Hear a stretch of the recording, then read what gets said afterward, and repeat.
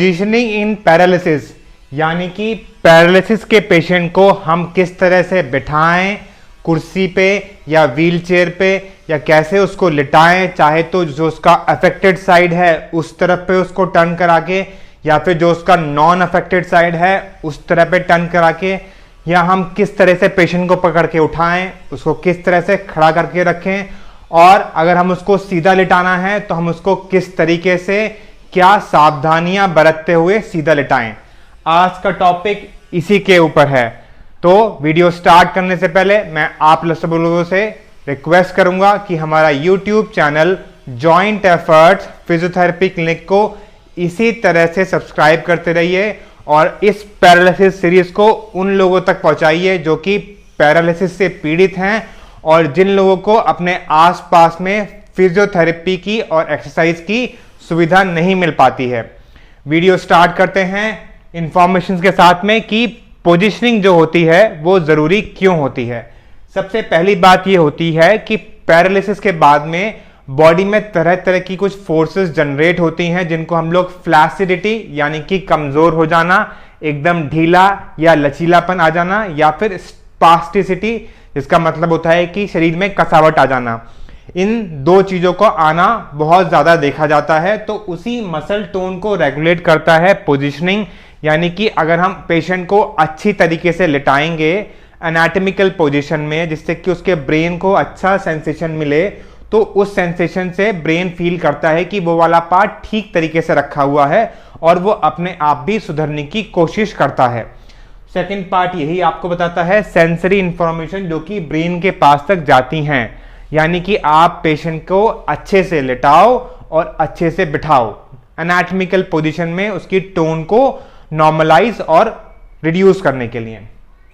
तीसरी पार्ट होता है स्पेशियल अवेयरनेस, यानी कि पेशेंट अगर ठीक तरीके से लेटा हुआ है या बैठा हुआ है तो उसके हाथ को ये फील होता है कि वो नॉर्मल है, यानी कि वो ब्रेन को ये सेंसेशन देता है कि वो नॉर्मल है एकदम, क्योंकि ब्रेन क्या है, वो बाहर का जो इनपुट जो उसके पास जा रहा है उससे ही ये फील करेगा कि वास्तविकता में उसका हाथ ठीक हो रहा है।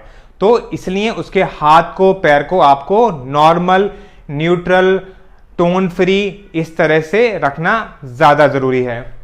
फिर उसके बाद में जो बहुत महत्वपूर्ण चीजें हैं जिसके बारे में बहुत लोग जानते हैं कि पोजीशनिंग पेशेंट की ढंग से करो ताकि उसको किसी तरह का प्रेशर शोर यानी कि बेड शोर या फिर घाव ना हो जाएं।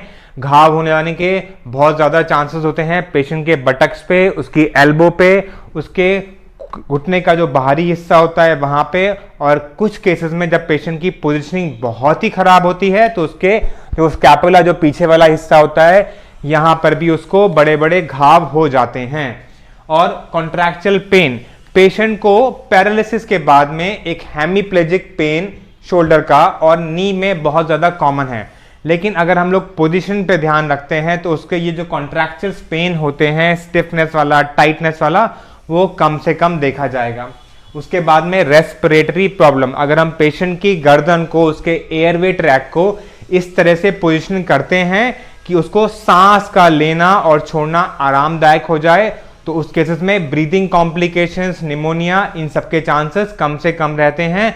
आप पेशेंट को उन सब कॉम्प्लिकेशन से बचा लोगे।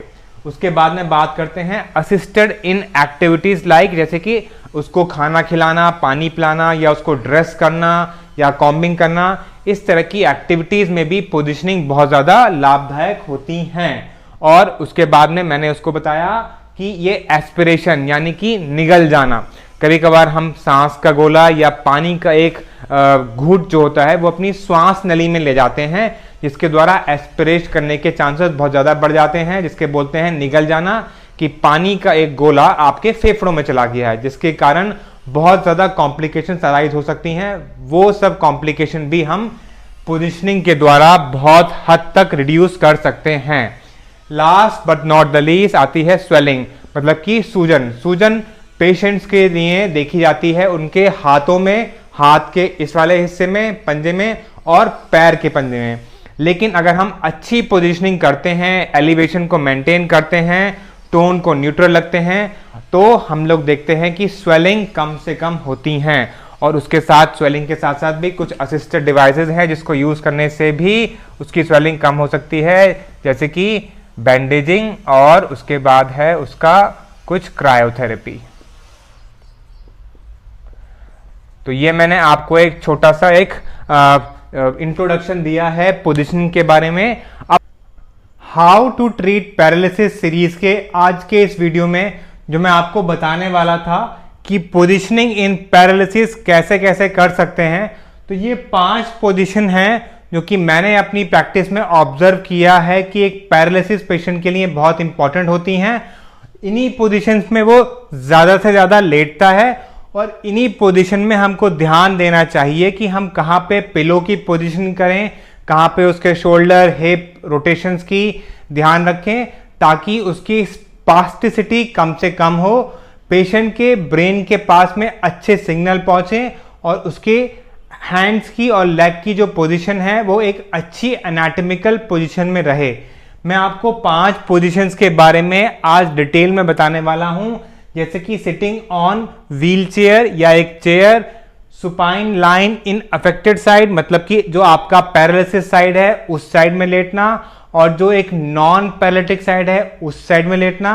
आपको अगर बेड पे लेटना है सीधा सुपाइन लाइन में तो किस तरह से लेटना है, और अगर आपको किसी काम के लिए चाय पिलाने के लिए, खाना खिलाने के लिए या पानी पिलाने के लिए पेशेंट को बेड पे ही सीधा बिठाना है तो इन सारी पोजीशंस को आप किस किस तरह से कर सकते हैं आज की इस वीडियो में मैं आपको ये बताने वाला हूं।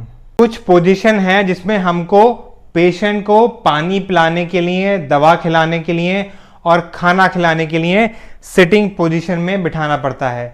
तो सिटिंग पोजीशन में बिठाने के लिए अगर हम ये अज्यूम करते हैं कि हमारे पास जो पेशेंट है उसको राइट साइड का हेमीप्लीजिया है, तो यहाँ पे हम उसको पूरा वॉल की तरफ लेके जाएंगे और उसकी स्पाइन को स्ट्रेट रखते हुए बिठाएंगे। उसको थोड़ा कंफर्टेबल लगे इसके लिए उसकी स्पाइन के पीछे हम एक पिलो लगा देते हैं और उसके शोल्डर को थोड़ा आगे की तरफ रखते हैं और उसका जो फोरआर्म है ये प्रोनेटेड रहता है और उसके नीचे हम 2 पिलो लगा के रखेंगे। उसके जो अफेक्टेड नी है उसके नीचे हम एक टॉवल का रोल या एक छोटा पिलो लगा के रखते हैं ताकि फिर से उसका पेल्विस बाहर की तरफ रोटेट ना करे।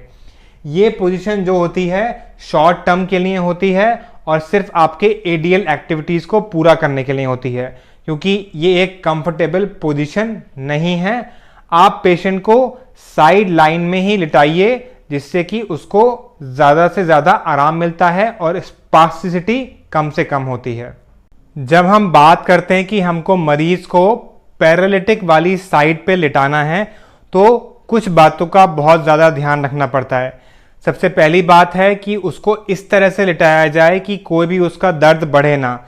यहाँ पे अगर ये पेशेंट का अगर लेफ्ट वाला साइड हेमीप्लेजिक है, लेफ्ट हैंड और लेफ्ट लेग, यहाँ पे मैंने पेशेंट के सिर के नीचे एक पिलो लगाया है और उसके हेड को मैं थोड़ा सा झुका के रखता हूँ, यानी कि फ्लेक्शन में। यहाँ पे इसको थोड़ा झुका के रखा, उसकी स्पाइन को स्ट्रेट रखना है और स्पाइन के साथ साथ में जो उसका हिप है उसको भी स्ट्रेट रखना है। जो अफेक्टेड वाला, जो पैरालिटिक वाला उसका लेग है वो नीचे रहेगा और वो पूरा ही स्ट्रेट रहेगा अलाइनमेंट में हिप और स्पाइन के साथ में। ये वाला जो हाथ है, जो उसका अफेक्टेड हाथ है, ये सीधा रहेगा यहाँ पे। साथ साथ में जो नॉर्मल लेग है उसके नीचे हम लोग एक पिलो लगाएंगे और यहाँ पे इस नी को 90 डिग्री बेंड करेंगे। हमें ध्यान रखना है कि जो उसका अफेक्टेड वाला हैंड है वो सीधे शोल्डर की टिप पे ना रहे जब वो लेटे, बल्कि जो पीछे हमारे स्कैपुला का ब्लेड होता है वो यहाँ पे लेटे। जैसे कि यहाँ पे आप देख सकते हैं कि पेशेंट को हमने थोड़ा सा आगे करके लिटाया है और गर्दन पे नीचे हम 1 या 2 पिलो लगा सकते हैं। जब हम जिक्र करते हैं कि पेशेंट को हमें उस साइड पे लिटाना है जो कि उसका अनअफेक्टेड साइड है, यानी कि अगर ये मरीज है और इसका लेफ्ट वाला साइड अगर पैरालिटिक है तो आप उसको राइट साइड पे किस तरह से लिटाएंगे। यहाँ पे आपको उसकी गर्दन के नीचे 2 तकिए लगा के रखने हैं और जो उसका नॉन अफेक्टेड हैंड है वो यहाँ पे उसके सीधा आएगा। जो अफेक्टेड हैंड है वो थोड़ा सा आगे की तरफ रहेगा, थोड़ा फॉरवर्ड, और यहाँ पे ये प्रोनेटेड रहेगा। और इसके बाद में इस हैंड को आपको एक पिलो के नीचे सपोर्ट करना है। जो उसका हेमीप्लेजिक लेग है ये आप एक या दो पिलो के ऊपर रेस्ट कर सकते हैं। इस तरह से उसका जो पेल्विस है वो पीछे की तरफ रोल नहीं करेगा। इसके साथ साथ में आप एक टॉवल का रोल या एक छोटा पिलो लगा के उसके स्पाइन में पीछे की तरफ रख सकते हैं ताकि उसकी स्पाइन भी स्ट्रेट रहे। आइए अब मैं आपको दिखाता हूं कि मरीज को जिसको लेफ्ट साइड का एक हेमीप्लीजिया है उसको आप सुपाइन यानी कि सीधी तरह से कैसे लिटा सकते हैं। हालांकि ये जो पोजीशन है इसको मैं रिकमेंड नहीं करता, क्योंकि इस पोजीशन में लेटने से मैंने ये ऑब्जर्व किया है कि पेशेंट की स्पास्टिसिटी ज़्यादा बढ़ती है। लेकिन फिर भी कभी कभार ऐसा होता है कि हमको किसी न किसी स्थिति में पेशेंट को सुपाइन लाइन में यानी कि सीधा लिटाना पड़ता है। यहाँ पे हम मरीज के सिर के नीचे एक या दो पिलो लगाते हैं उसकी सुविधा के अनुसार, ताकि उसका एयरवे ट्रैक ठीक रहे और उसको कुछ भी एस्पिरेशन की प्रॉब्लम ना आए। यहाँ पे उसको लगाने से हेड थोड़ा फ्लेक्शन में रहता है। अगर ये पेशेंट का हेमीप्लेजिक साइड है तो इसमें मैं पेशेंट के सिर को थोड़ा सा अनअफेक्टेड साइड की तरफ लेटरल फ्लेक्शन करता हूं और फिर माइल रोटेट कर देता हूं जो उसका अफेक्टेड साइड है।